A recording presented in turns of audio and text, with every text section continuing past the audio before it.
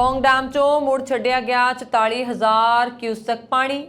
ਅਮਰੀਕੀ ਰਾਸ਼ਟਰਪਤੀ ਬਾਈਡਨ ਦੇ ਪ੍ਰਸ਼ਾਸਨ ਨੇ ਅਮਰੀਕਾ ਮੈਕਸੀਕੋ ਸਰਹੱਦ ਤੇ ਪ੍ਰਵਾਸੀਆਂ ਨੂੰ ਰੋਕਣ ਦੇ ਲਈ ਟੈਕਸਸ ਦੇ ਗਵਰਨਰ ਦੇ ਵਿਰੁੱਧ ਦਾਇਰ ਕੀਤਾ ਮੁਕੱਦਮਾ। 80-90 ਦੇ ਦਹਾਕੇ ਦੇ ਮਸ਼ਹੂਰ ਲੋਕ ਗਾਇਕ ਸੁਰਿੰਦਰ ਸ਼ਿੰਦਾ ਇਸ ਪਾਣੀ ਸੰਸਾਰ ਨੂੰ ਅਲਵਿਦਾ ਕਹਿ ਗਏ ਨੇ। पंजाब के 19 जिले अजे भी हड़ां तो प्रभावित ने। तबाह हुए ने 377 घर ते सरकार वालों अंकड़े जारी ते होर कई खबरां अखबारां दी नज़र चो। सत श्री अकाल जी, तुसी देख रहे हैं पंजाब मेल USA TV। मैं वरुण कौर मान, प्रोग्राम अखबार बाणी। पौंग डैम चों मुड़ छड्डिया गया 44,000 क्यूसेक पानी। कुछ लोगों लई खतरे की घंटी है। जगबाणी अखबार की वैबसाइट ने इस खबर नूं छापिया है। तलवाड़ा के पौंग डैम दे विच पानी हाले खतरे के निशान ते 13.6 फुट हेठा है। बुधवार BBMB प्रशासन के वलों 44,736 क्यूसेक पानी छड्डे जाण दे नाल किसानां दी झोने की फसल तबाह हो गई है। इलाके के लोगों लई खाण पीण अते पशुओं लई चारे की समस्या दिन प्रतिदिन वधदी जा रही है। हाले तक इलाके की कोई भी समाज सेवी संस्था ते पंजाब अते हिमाचल सरकार व्यास दरिया किनारे वसे लोगों की इस मुश्किल की घड़ी च सहायता करती विखाई नहीं दिती। ये असी एक अखबार दे विच छपी हुई खबर के मुताबिक दस रहे हैं, जिस कारण इलाके के लोगों च भारी गुस्सा है। डैम चों स्पिलवे राही 26,741 क्यूसेक पानी अते पावर हाउस राही 17,995 क्यूसेक कुल 44,736 पानी शाह नहर बैराज विच छड्डिया जा रहा है। बुधवार शाम 6 बजे पौंग डैम झील विच पानी की आमद 44,736 क्यूसेक नोट की गई अते झील का लैवल 13,076.47 फुट नोट किया गया। 80-90 ਦੇ ਦਹਾਕੇ ਦੇ ਮਸ਼ਹੂਰ ਲੋਕ ਗਾਇਕ ਸੁਰਿੰਦਰ ਸ਼ਿੰਦਾ ਇਸ ਫਾਨੀ ਸੰਸਾਰ ਨੂੰ ਅਲਵਿਦਾ ਕਹਿ ਗਏ। ਇਸ ਖਬਰ ਨੂੰ ਪੰਜਾਬ ਦੀ ਲਗਭਗ ਹਰ ਅਖਬਾਰ ਨੇ ਛਾਪਿਆ। ਜਿੱਥੇ ਪੰਜਾਬੀ ਰਹਿੰਦੇ ਨੇ ਉਹਨਾਂ ਦੀਆਂ ਵਿਦੇਸ਼ਾਂ ਦੇ ਵਿੱਚ ਛਪਦੀਆਂ ਹੋਈਆਂ ਅਖਬਾਰਾਂ ਨੇ ਵੀ ਇਸ ਖਬਰ ਨੂੰ ਛਾਪਿਆ ਹੈ। पंजाब मेल USA अखबार लिखता है कि 80-90 ਦੇ ਦਹਾਕੇ ਦੇ ਮਸ਼ਹੂਰ ਲੋਕ ਗਾਇਕ सुरिंदर शिंदा इस पानी संसार नूं अलविदा कह गए ने। वो पिछले लंबे समय तो बीमार चल रहे सी। 7:30 बजे DMC हस्पताल च सवेरे उन्होंने आखिरी साह लए सन।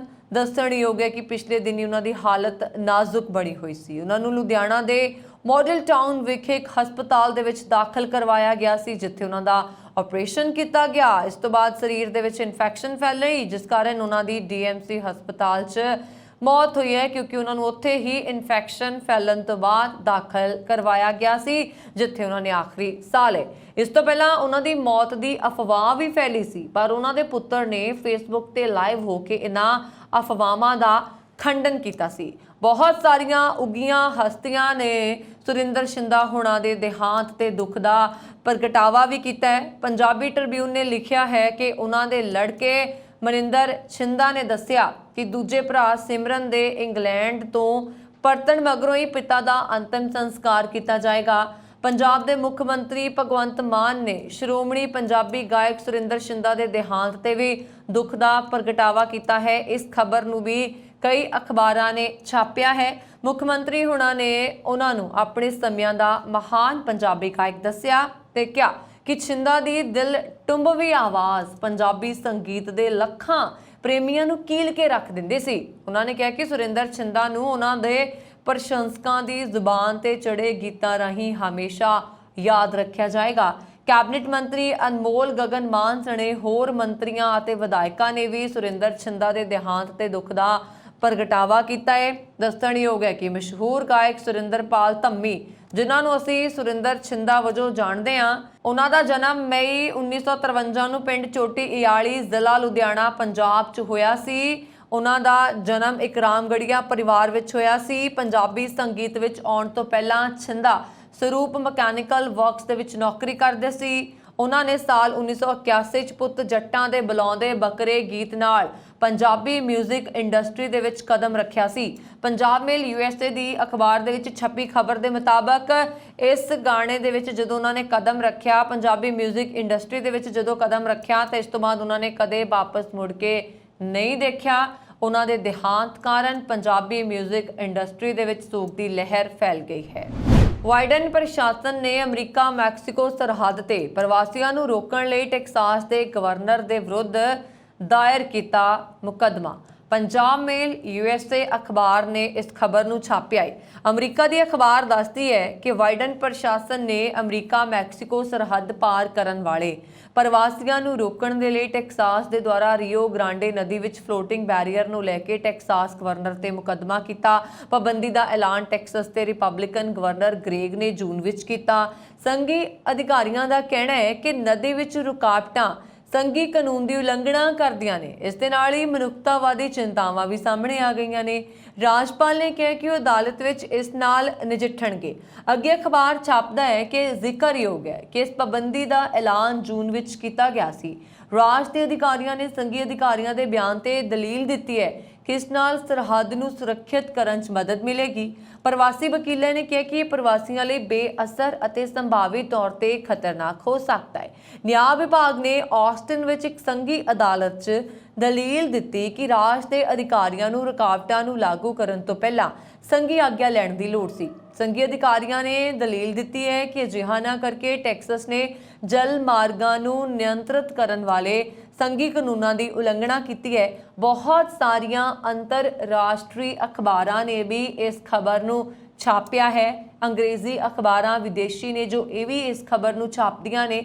Associate attorney general Vanita Gupta ਨੇ ਕਿਹਾ ਕਿ ਅਸੀਂ ਦੋਸ਼ ਲਗਾਉਂਦੇ ਹਾਂ ਕਿ ਟੈਕਸਸ ਨੇ ਜ਼ਰੂਰੀ ਸੰਘੀ ਪਰਮਿਟਾਂ ਤੋਂ ਬਿਨਾਂ ਰੀਓ ਗ੍ਰਾਂਡੇ ਤੇ ਰੁਕਾਵਟ ਖੜੀ ਕਰਕੇ ਸੰਘੀ ਕਾਨੂੰਨ ਦੀ ਉਲੰਘਣਾ ਕੀਤੀ ਹੈ। ਇਸ ਤੋਂ ਪਹਿਲਾਂ ਵਾਈਡਨ ਪ੍ਰਸ਼ਾਸਨ ਨੇ ਟੈਕਸਸ ਦੇ ਅਧਿਕਾਰੀਆਂ ਨੂੰ ਚੇਤਾਵਨੀ ਦਿੱਤੀ ਸੀ ਕਿ ਉਹ ਨਦੀ ਤੋਂ ਰੁਕਾਵਟ ਨੂੰ ਹਟਾ ਕੇ ਕਾਨੂੰਨੀ ਲੜਾਈ ਤੋਂ ਬਚ ਸਕਦੇ ਨੇ। ਹਾਲਾਂਕਿ ਅਜਿਹਾ ਨਹੀਂ ਹੋਇਆ। ਵਿਦੇਸ਼ੀ ਜਾਇਦਾਦ ਦਾ ਦੇਣਾ ਪਏਗਾ ਹਿਸਾਬ, ਨਹੀਂ ਤਾਂ ਲੱਗੇਗਾ 10 ਲੱਖ ਜੁਰਮਾਨਾ। ਇਸ ਖਬਰ ਨੂੰ ਛਾਪਿਆ ਹੈ ਪੰਜਾਬ ਮੇਲ USA ਦੀ ਅਖਬਾਰ ਨੇ। ਅਖਬਾਰ ਲਿਖਦਾ ਹੈ ਕਿ ਇਨਕਮ ਟੈਕਸ ਵਿਭਾਗ ਦੀਆਂ ਨਜ਼ਰਾਂ ਹੁਣ ਵਿਦੇਸ਼ਾਂ 'ਚ ਬਣਾਈ ਜਾਇਦਾਦ ਤੇ ਟਿਕ ਗਈਆਂ ਨੇ। ਇਸ ਸੰਬੰਧੀ ਇਨਕਮ ਟੈਕਸ ਵਿਭਾਗ ਨੇ ਇੱਕ ਨਵਾਂ ਫਰਮਾਨ ਜਾਰੀ ਕਰ ਦਿੱਤਾ ਹੈ। ਨਵੇਂ ਨੋਟੀਫਿਕੇਸ਼ਨ ਦੇ ਮੁਤਾਬਕ ਤੁਹਾਨੂੰ ਵਿਦੇਸ਼ ਵਿੱਚ ਬਣਾਈ ਜਾਇਦਾਦ ਦਾ ਵੇਰਵਾ ਵੀ ਇਨਕਮ ਟੈਕਸ ਵਿਭਾਗ ਨਾਲ ਸਾਂਝਾ ਕਰਨਾ ਪਏਗਾ। ਇਸ ਵਿੱਚ ਵਿਦੇਸ਼ੀ ਬੈਂਕਾਂ 'ਚ ਖੋਲੇ ਖਾਤਿਆਂ ਬਾਰੇ ਵੀ ਜਾਣਕਾਰੀ ਦੇਣ ਦੇ ਲਈ ਕਿਹਾ ਗਿਆ ਹੈ। ਦਰਅਸਲ ਇਨਕਮ ਟੈਕਸ ਵਿਭਾਗ ਨੇ ਕਿਹਾ ਹੈ ਕਿ ਜਿਹੜੇ ਭਾਰਤੀਆਂ ਦੇ ਵਿਦੇਸ਼ੀ ਬੈਂਕਾਂ ਵਿੱਚ ਖਾਤੇ ਹਨ ਜਾਂ ਕੋਈ ਜਾਇਦਾਦ ਖਰੀਦੀ ਹੈ, ਉਹਨਾਂ ਨੂੰ ਹੁਣ ਆਪਣੀ ਇਨਕਮ ਟੈਕਸ ਰਿਟਰਨ ਵਿੱਚ ਆਪਣੀ ਸਾਰੀ ਜਾਣਕਾਰੀ ਦੇਣੀ ਪਏਗੀ। ਜਿਹੜੇ ਲੋਕ ਸਾਲ ਵਿੱਚ ਘੱਟੋ ਘੱਟ 180 ਦਿਨ ਭਾਰਤ ਵਾਪਸ ਆ ਕੇ ਆਪਣੇ ਘਰ ਰਹਿੰਦੇ ਨੇ, ਉਹਨਾਂ ਲਈ ਵਿਦੇਸ਼ੀ ਜਾਇਦਾਦ ਦੀ ਜਾਣਕਾਰੀ ਦੇਣਾ ਲਾਜ਼ਮੀ ਹੈ। ਇਨਕਮ ਟੈਕਸ ਰਿਟਰਨ ਭਰਨ ਦੀ ਆਖਰੀ ਮਿਤੀ 31 ਜੁਲਾਈ ਹੈ ਤੇ ਕੇਂਦਰ ਸਰਕਾਰ ਰਿਟਰਨ ਭਰਨ ਦੀ ਤਰੀਕ ਵਿੱਚ ਛੋਟ ਦੇਣ ਦੇ ਮੂਡ ਵਿੱਚ ਨਹੀਂ ਹੈ। ਅੱਗੇ ਅਖਬਾਰ ਨੇ ਲਿਖਿਆ ਹੈ ਕਿ ਜੇਕਰ ਇਸ ਵਾਰ ਰਿਟਰਨ ਵਿੱਚ ਇਹਨਾਂ ਲੋਕਾਂ ਨੇ ਵਿਦੇਸ਼ੀ ਜਾਇਦਾਦ ਦਾ ਵੇਰਵਾ ਨਹੀਂ ਦਿੱਤਾ ਤਾਂ ਉਹਨਾਂ ਖਿਲਾਫ ਕਾਲੇ ਧਨ ਨਾਲ ਜੁੜੇ ਨਿਯਮਾਂ ਦੇ ਤਹਿਤ 10 ਲੱਖ ਤੱਕ ਦਾ ਜੁਰਮਾਨਾ ਹੈ, ਯਾਨੀ ਕਿ 10 ਲੱਖ ਰੁਪਏ ਤੱਕ ਦਾ ਜੁਰਮਾਨਾ ਲਗਾਇਆ ਜਾ ਸਕਦਾ ਹੈ। ਇਨਕਮ ਟੈਕਸ ਵਿਭਾਗ ਦੇ ਨਿਯਮ ਦੇ ਅਨੁਸਾਰ ਭਾਰਤ ਦੇ ਵਸਨੀਕ ਦੇ ਲਈ 31 ਦਸੰਬਰ 2022 ਤੱਕ ਵਿਦੇਸ਼ੀ ਸੰਪਤੀਆਂ ਅਤੇ ਉਸ ਮਲਕੀਅਤ ਵਾਲੇ ਬੈਂਕ ਖਾਤਿਆਂ ਬਾਰੇ ਜਾਣਕਾਰੀ ਦੇਣਾ ਜ਼ਰੂਰੀ ਹੈ। ਪੰਜਾਬ ਦੇ 19 ਜ਼ਿਲ੍ਹੇ ਅਜੇ ਵੀ ਹੜ੍ਹਾਂ ਤੋਂ ਪ੍ਰਭਾਵਿਤ, ਤਬਾਹ ਹੋਏ ਨੇ 377 ਘਰ।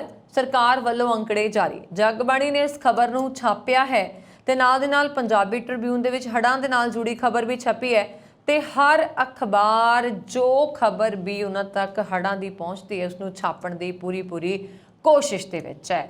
ਮੁੱਖ ਮੰਤਰੀ ਭਗਵੰਤ ਮਾਨ ਦੇ ਦਿਸ਼ਾ ਨਿਰਦੇਸ਼ਾਂ ਦੇ ਅਨੁਸਾਰ ਕੀਮਤੀ ਮਨੁੱਖੀ ਜਾਨਾਂ ਤੇ ਜਾਇਦਾਦ ਨੂੰ ਬਚਾਉਣ ਦੇ ਲਈ ਸੂਬੇ 'ਚ ਹੜ੍ਹਾਂ ਕਾਰਨ ਪੈਦਾ ਹੋਈ ਸਥਿਤੀ ਨੂੰ ਕੰਟਰੋਲ ਕਰਨ ਵਾਸਤੇ ਸਾਰੀ ਸਰਕਾਰੀ ਮਸ਼ੀਨਰੀ 24 ਘੰਟੇ ਕੰਮ ਕਰ ਰਹੀ ਹੈ ਤਾਂ ਜੋ ਜਲਦ ਤੋਂ ਜਲਦ ਜਨ ਜੀਵਨ ਨੂੰ ਮੁੜ ਲੈ ਤੇ ਲਿਆਂਦਾ ਜਾ ਸਕੇ।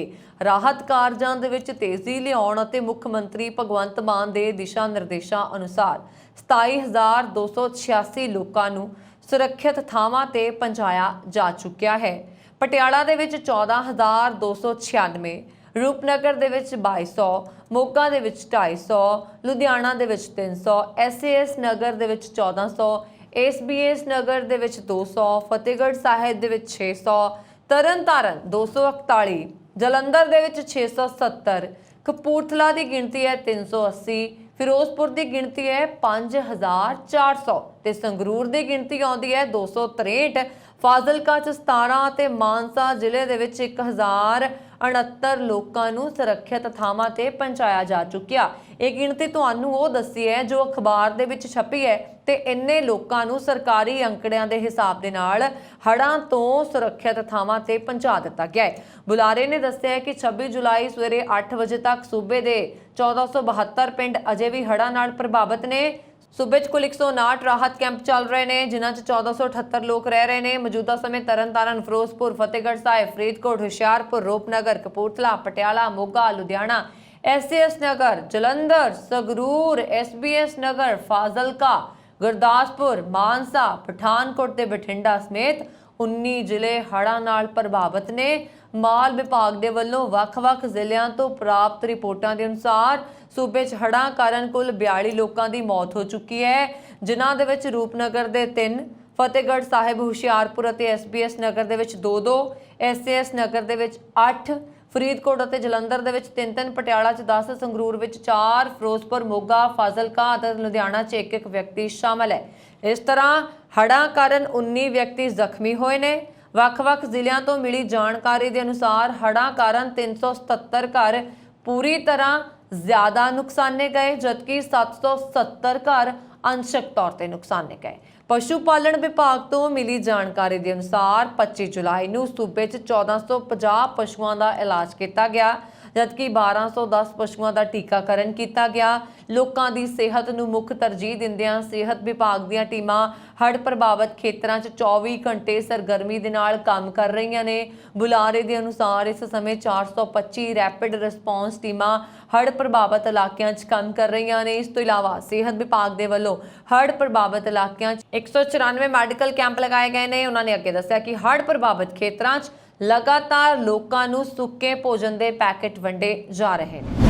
ਪੰਜਾਬੀ ਗਾਇਕ ਸਿੱਧੂ ਮੂਸੇਵਾਲ ਕਤਲकांड ਨਾਲ ਜੁੜੀ ਵੱਡੀ ਖਬਰ ਸਾਹਮਣੇ ਆਈ। ਕਤਲकांड ਦੇ ਮਾਸਟਰਮਾਈਂਡ ਲਾਰੈਂਸ ਬਿਸ਼ਨੋਈ ਦੇ ਭਾਣਜੇ ਗੈਂਗਸਟਰ ਸਚਿਨ ਬਿਸ਼ਨੋਈ ਨੂੰ ਅਜ਼ਰਬੈਜਾਨ ਤੋਂ गिरफ्तार कर लिया गया है। ਇਹ ਖਬਰ ਜਗਬਾਣੀ ਨੇ छापी है और कहा जाता है कि सिद्धू मूसेवाल कतलकांड का मास्टरमाइंड विदेश च गिरफ्तार जल्द लिया जाएगा। ਭਾਰਤ ਕਤਲकांड ਦੇ ਮਾਸਟਰਮਾਈਂਡ ਤੇ ਲਾਰੈਂਸ ਬਿਸ਼ਨੋਈ ਦੇ ਭਾਣਜੇ ਗੈਂਗਸਟਰ ਸਚਿਨ ਬਿਸ਼ਨੋਈ ਨੂੰ ਅਜ਼ਰਬੈਜਾਨ ਤੋਂ ਗ੍ਰਿਫਤਾਰ ਕਰ ਲਿਆ ਗਿਆ। ਭਾਰਤੀ ਸੁਰੱਖਿਆ ਏਜੰਸੀਆਂ ਵੱਲੋਂ ਉਸ ਨੂੰ ਭਾਰਤ ਲਿਆਉਣ ਦੀ ਪ੍ਰਕਿਰਿਆ ਵੀ ਸ਼ੁਰੂ ਕਰ ਦਿੱਤੀ ਗਈ ਹੈ। ਅਖਬਾਰ ਲਿਖਦਾ ਹੈ ਕਿ ਦੱਸਿਆ ਜਾ ਰਿਹਾ ਕਿ ਸਚਿਨ ਨੇ ਭਾਰਤ ਵਿੱਚ ਰਹਿ ਕੇ ਹੀ ਮੂਸੇਵਾਲ ਦੀ ਕਤਲकांड ਦੀ ਪਲੈਨਿੰਗ ਕੀਤੀ ਤੇ ਫਿਰ ਦਿੱਲੀ ਤੋਂ ਜਾਲੀ ਸਰਟੀਫਿਕੇਟ ਬਣਾ ਕੇ ਅਜ਼ਰਬੈਜਾਨ ਭੱਜ ਗਿਆ।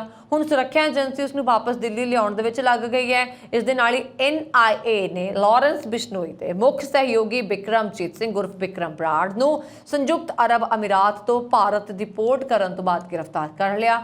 ਏਜੰਸੀ ਨੇ ਇੱਕ ਬਿਆਨ 'ਚ ਕਿਹਾ ਕਿ NIA ਦੀ ਇੱਕ ਟੀਮ ਸੰਯੁਕਤ ਅਰਬ ਅਮੀਰਾਤ ਗਈ ਤੇ ਜੋ ਇਸ ਦੇਸ਼ ਨਿਕਾਲੇ ਦੀ ਸਹੂਲਤ ਦਿੱਤੀ ਜਾ ਸਕੇ ਅਤੇ ਇਸ ਨੂੰ ਭਾਰਤ ਵਾਪਸ ਲਿਆਂਦਾ ਜਾ ਸਕੇ। ਅੱਗੇ ਅਖਬਾਰ ਨੇ ਲਿਖਿਆ ਹੈ ਕਿ ਬਰਾੜ ਸਿੱਧੂ ਮੂਸੇਵਾਲ ਦੇ ਕਤਲ ਤੋਂ ਇਲਾਵਾ ਬੇਕਸੂਰ ਲੋਕਾਂ ਤੇ ਕਾਰੋਬਾਰੀਆਂ ਦੀ ਟਾਰਗੇਟ ਕਿਲਿੰਗ 'ਚ ਸ਼ਾਮਲ ਸੀ। ਦੱਸਦੇ ਕਿ 29 ਮਈ 2022 ਨੂੰ ਮਸ਼ਹੂਰ ਪੰਜਾਬੀ ਗਾਇਕ ਸਿੱਧੂ ਮੂਸੇਵਾਲ ਦੀ ਸ਼ਰੇਆਮ ਹੱਤਿਆ ਕਰ ਦਿੱਤੀ ਗਈ। ਸ਼ੂਟਰਾਂ ਨੇ ਉਸ ਦੀ ਕਾਰ ਨੂੰ ਘੇਰ ਲਿਆ ਅਤੇ ਅੰਨ੍ਹੇਵਾਹ ਗੋਲੀਆਂ ਚਲਾਈਆਂ। ਇਹ ਸ਼ੂਟਰ ਲਾਰੈਂਸ ਬਿਸ਼ਨੋਈ ਅਤੇ ਗੋਲਡੀ ਬਰਾੜ ਗੈਂਗ ਦੇ ਸਨ। ਇਹ ਕਤਲੇਆਮ ਕਿੰਨਾ ਭਿਆਨਕ ਸੀ, ਇਸ ਦਾ ਅੰਦਾਜ਼ਾ ਇਸ ਗੱਲ ਤੋਂ ਲਗਾਇਆ ਜਾ ਸਕਦਾ ਹੈ ਕਿ ਪੋਸਟਮਾਰਟਮ ਦੇ ਦੌਰਾਨ ਸਿੱਧੂ ਦੇ ਸਿਰ ਤੇ 24 ਗੋਲੀਆਂ ਦੇ ਨਿਸ਼ਾਨ ਮਿਲੇ ਸੀ। ਇਸੇ ਪ੍ਰੋਗਰਾਮ ਅਖਬਾਰ ਬਾਣੀ ਦੇ ਵਿੱਚ ਕੁਝ ਅਖਬਾਰਾਂ ਦੇ ਨਾਲ ਜੁੜੀਆਂ ਹੋਈਆਂ ਖਬਰਾਂ ਫਿਲਹਾਲ ਵਰੁਣ ਕੌਰ ਮਾਨ ਨੂੰ ਦਿਓ ਆਗਿਆ ਤੇ ਤੁਸੀਂ ਸਾਡਾ YouTube ਚੈਨਲ ਪੰਜਾਬ ਮੇਲ USA TV ਜ਼ਰੂਰ ਸਬਸਕ੍ਰਾਈਬ ਕਰ ਦਿਓ।